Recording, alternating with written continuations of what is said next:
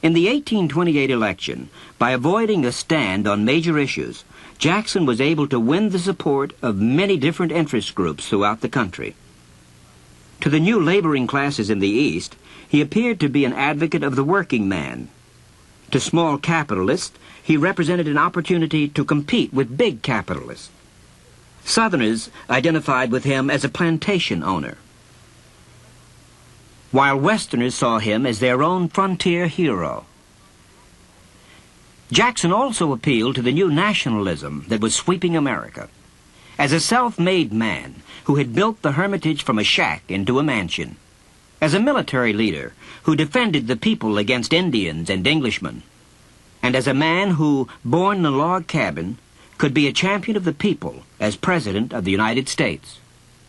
Faithful to his friends and suspicious of rivals, Jackson began to hand out political appointments as soon as he took office. Office holders from the previous administration were replaced by loyal party workers in what has come to be known as the spoils system.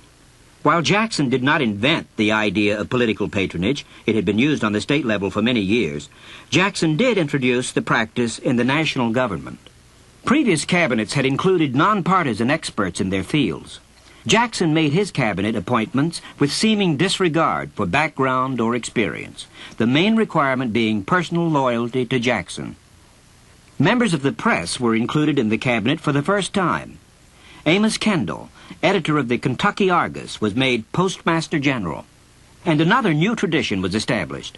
Jackson surrounded himself with a group of non-elected, unofficial, but influential advisors who came to be known as the Kitchen Cabinet.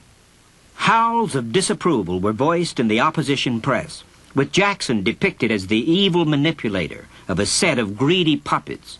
In actuality, however, the new president replaced only about 9% of all civil servants, no more than Jefferson had done before him.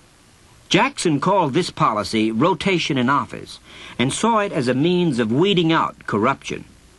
While his enemies made fun of rats deserting a toppling house, Jackson was glad to get rid of undesirables, as frauds and misuse of public funds to the amount of $280,000 were uncovered in the Treasury Department alone.